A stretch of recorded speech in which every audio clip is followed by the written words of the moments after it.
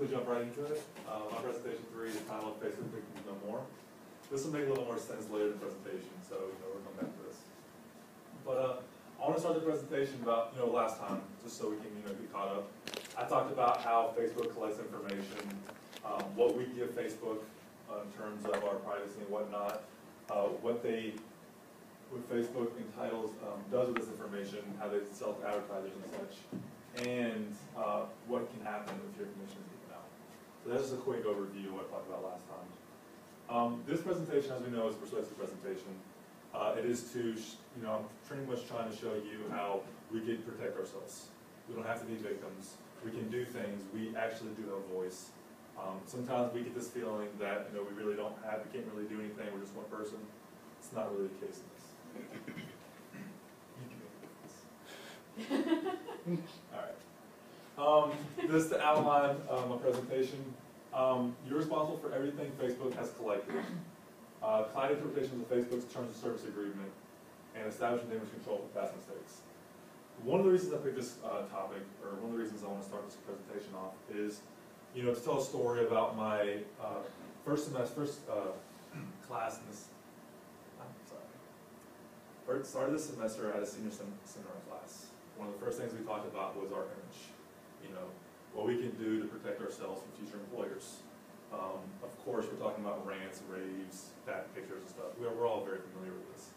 But it's just the notion that these things stick with you for the rest of your life. You're allowed to create a Facebook account at 13 years old. From then until the rest of your life, you're stuck with this information.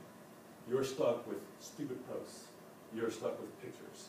Even if you delete said posts or pictures, they are still on your information profile for life. If you were to steal something at 15 years old, your juvenile record would be expunged the second you hit adulthood. This isn't the case. This is not as severe as crimes, yet these things never erase. So just that awareness is what really caught my attention. But this happens to all of us. My 18-year-old self is a much more immature person I am now. Same thing is happening here, and who knows where we will progress in the future. So these kind of things are very staggering. The first thing I listed here was self-control. Now, when I say self-control, we all jump to the ideas of ranting, politics, religion, things that are very obvious. You don't want this personal image. Things that we're told about and we understand. However, there's other sides of the self-control image. What if I were to post something about Sentinel basketball? Okay, so be it. Right now, I would probably just anger coach, maybe a professor or two. But in the future, a future employer can look at that and say, wow, he bashed his workplace of employment for years. What is he going to do to our company? These are things that employers are looking at. They don't just necessarily looking at stupid posts or cursing or bad pictures. They're looking for things that will, embrace our image and how they're going to react. These are things that I certainly didn't even consider when I was going through my Facebook initially and trying to clean it up. And another one that I found really interesting was skydiving. Who would have thought that skydiving could be negative? An employer could look at this and says, wow, he's an insurance liability. This is a stretch, but these things are considered. This person who's going to risk their life, what's going to happen if they take a chance, a risk that our employment doesn't want to take? Okay, these are things that, for every picture, post, comment you publish, there's more than one interpretation of what's happening. It's seamless and as playful as it may seem. I honestly think this is awesome, but that's another side point. The next thing I want to talk about is their terms of service and what is actually happening here. We see terms of service and you always scroll to the bottom and click agree. And if you read terms of service, more power to you. I'm very impressed already. But the fact of the Facebook terms of service is they change their terms of service on somewhat of a monthly basis, if not weekly basis. They're constantly updating of who can see your profile, what can be done, things that we find skeptical in the first place. However, even in this current terms of service, what does private mean? If I set a post for private, I assume that people who are on my public share are not allowed to see it. We assume this on their terms of service. We question what is public versus what is private. When Facebook integrated in 2009 with the internet, such as likes and tailoring things like this, we were confused of this public versus private concept, what was used. And do you really trust Facebook with private information? I'll get that to in a second. Yesterday, the FTC, Federal Trade Commission, came out and nailed, this happened yesterday, nailed Facebook for violations that they were committing. Facebook promised that they had a verified apps program. The Facebook apps, which friends character you like, how is this? Facebook promised in 2009 that they were going through and cleaning out these, protecting from viruses and such, and making sure that these programmers can't see your vital information. They lied. They didn't do that. These programmers are allowed to look at anything you have on your profile. They can look at profile pictures. So a friend's questionnaire can look at your email addresses, profile pictures, place of employment, religious views. They promised users wouldn't be able to share their personal information with advertisers. They did. They directly violated their own terms of service that they constantly update on a monthly basis. I don't really point this out to show that, hooray, the government caught them. I point this out to the fact that there's risky business in the first place. Not only do they constantly change their rules, but they're constantly breaking their own rules or changing. And a very interesting one is that once you deleted your account or deactivated your account, your information was still public. Pictures, comments, and stuff, and that's probably a very alarming one right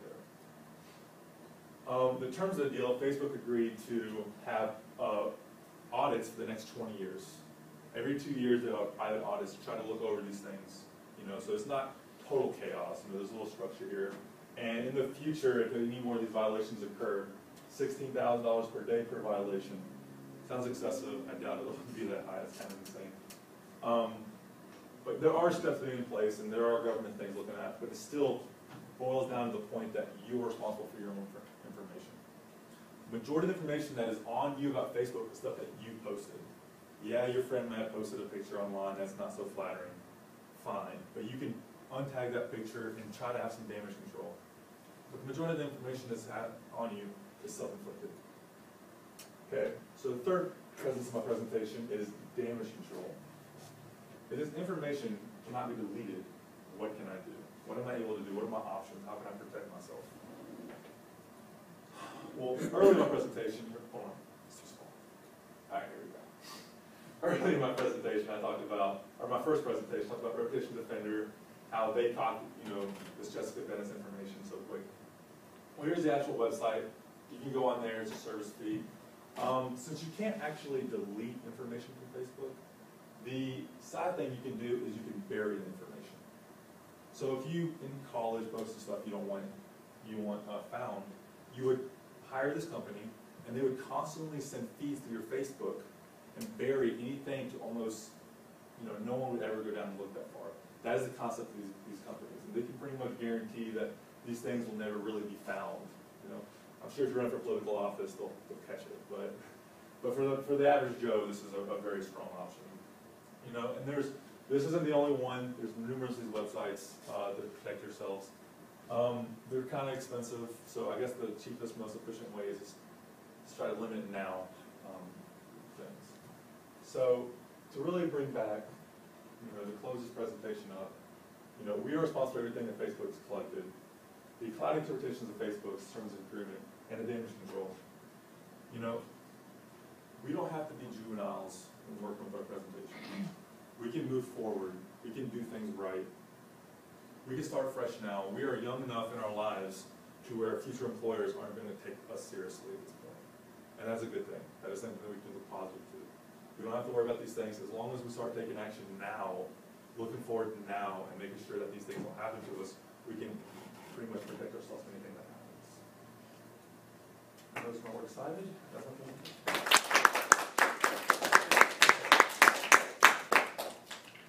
Questions, comments, concerns? Yes. So I understand with the negative posts how you do that, but the skydiving thing so I wouldn't expect that at all. So what would your advice be if it's things like you wouldn't even realize that it could be a problem? I brought the skydiving one just to iterate that almost anything can be seen as negative. There's really nothing you can do. You are still your own individual.